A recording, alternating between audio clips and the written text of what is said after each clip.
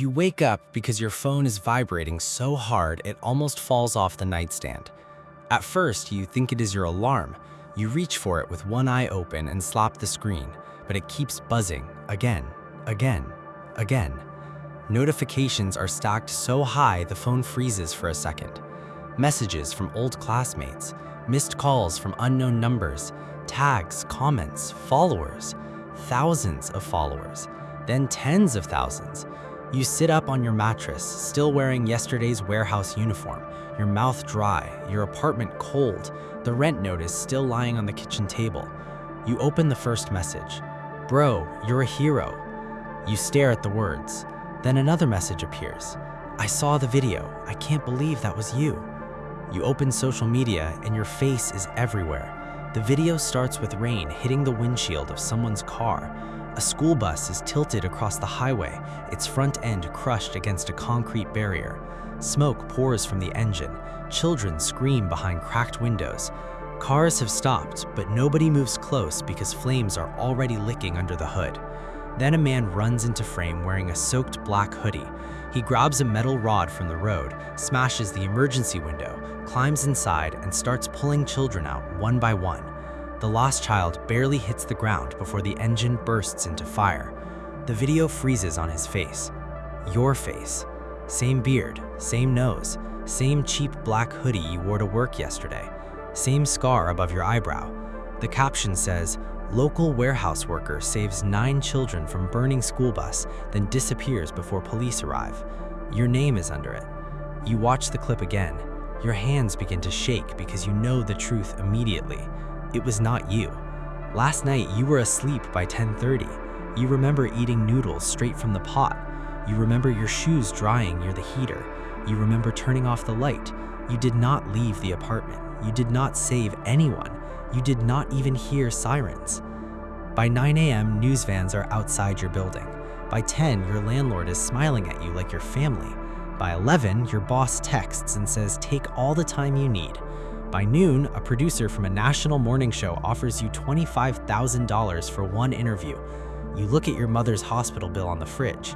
You look at the rent notice. You look at your cracked phone screen still shaking in your hand. You open your mouth to say they have the wrong man, but the producer says the families want to thank you on air. The whole country needs a story like this. You close your eyes. Then you say yes. In the studio, they powder your face and clip a microphone to your shirt. A woman hands you coffee and whispers, "You are so brave." You almost laugh. The host asks what you were thinking when you ran toward the bus. You look at the floor. You say, "I wasn't thinking." The audience goes silent. She asks why you disappeared before police arrived. You rub your palms against your knees. You say, "I didn't want attention." The audience claps. A mother of one of the rescued children walks onto the stage, crying before she even reaches you. She hugs you so tightly you cannot breathe. Your arms stay stiff at your sides. The camera moves closer. The host whispers, "Hug her back." So you do. That clip becomes bigger than the first one. By night, you have 2 million followers. A bank offers you a courage campaign.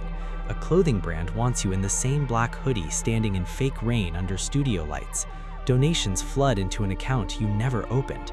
You pay your rent, you pay part of your mother's bill, you buy groceries without checking prices. You tell yourself you will fix the truth tomorrow. Then tomorrow becomes another interview, another check, another family thanking you with tears in their eyes. The first crock comes as a message from an account with no photo. I know it was not you. You delete it. Then another message arrives. His name is Sami Raman. This time there is a picture attached. A delivery rider in a black hoodie standing beside a motorbike in the rain. Same height, same build, same scar above one eyebrow, but thinner than yours. On his wrist is a small tattoo. You freeze. In the bus video, the hero's sleeve rides up for half a second. The tattoo is there. You search his name, Sami Raman, 27, food delivery rider, lives with younger sister, missing since the night of the crash. No interviews, no headlines, no thank you posts, nothing. You sit on the edge of your hotel bed with the lights off, the phone glowing in your hand. Your thumb hovers over a new post. You type, "It wasn't me. The real hero was Sami Raman." Then you stop. You hear reporters shouting outside the hotel. You see your mother's bill on the bedside table. You see the brand contract waiting in your email. You delete the post. But you do not do nothing. That is the mistake. You send Sami's sister $20,000 from a new account with no name attached. Just one note. For Sami, please stay safe. You think it is kindness. You think it is a way to pay back a small piece of what you stole. 30 minutes later, she calls you from a blocked number. Her voice is shaking. How did you get my brother's name? You say nothing. She says Sami called her after the crash. He said he saw something inside a city maintenance truck that stopped behind the bus. He said men from Harrow Civic Infrastructure were there before the police. Then the line cuts. The next morning, Mara Voss walks into your hotel room without knocking. She is not a man in a black suit. She's worse. Calm, polite, perfect smile, soft voice. A public relations director with white sneakers, a cream coat, and a tablet full of threats. She works for Harrow Civic Infrastructure, the company rebuilding half of the city's highways.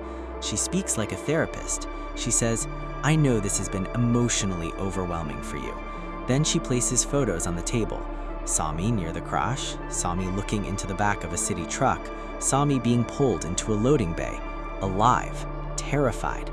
Mara says the bus crash was an accident, but the truck was not.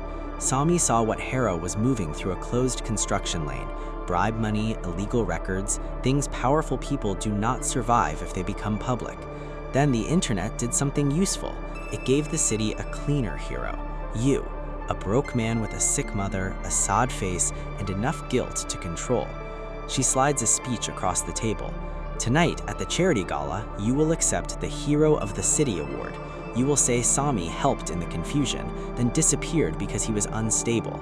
You will ask people to stop harassing the families. You will bury him with sympathy. You refuse. Your voice cracks, but you refuse. You grab your phone and run into the bathroom. You lock the door. You record yourself whispering the truth. You show the photos. You say Sami's name. You press upload. The progress bar crawls across the screen. 10%, 30, 60. Then the Wi-Fi dies. The lights go out. Mara speaks from the other side of the door. That was a brave attempt. Then she says your mother's hospital has just received a complaint about unpaid records. Sami's sister has just been arrested for fraud connected to the anonymous payment you sent. Your kindness became evidence. Your guilt became a weapon. That night, you stand on a stage in front of cameras, politicians, parents, children, and a giant screen showing the burning bus behind you.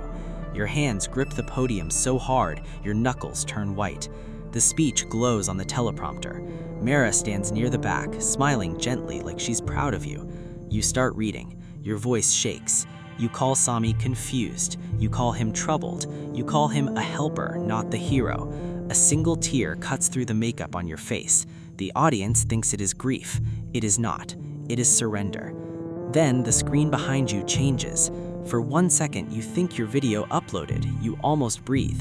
But it is not your confession. It is security footage. You are walking into a warehouse you've never seen. You are wearing your black hoodie. Your face is clear. Your voice is clear. Sami is on the floor in front of you. The footage shows you raising your hand. The crowd gasps. Someone screams. Phones rise into the air. The same cameras that made you a hero now turn you into a monster. You look for Mara. She's already leaving through a side door. On your phone, one message appears from her. You were useful as a hero. Now you are useful as the villain. Police lights flash outside the glass entrance. Reporters shout your name. Parents pull their children away from the stage. The mother who hugged you on live television covers her mouth like she touched something dirty. You run, but there is nowhere to go. Every exit has a camera. Every camera wants your face. You thought fame was a gift. Then you thought it was a lie. But it was never either. It was a leash. And now the whole world is watching, so no one will ever believe you are innocent.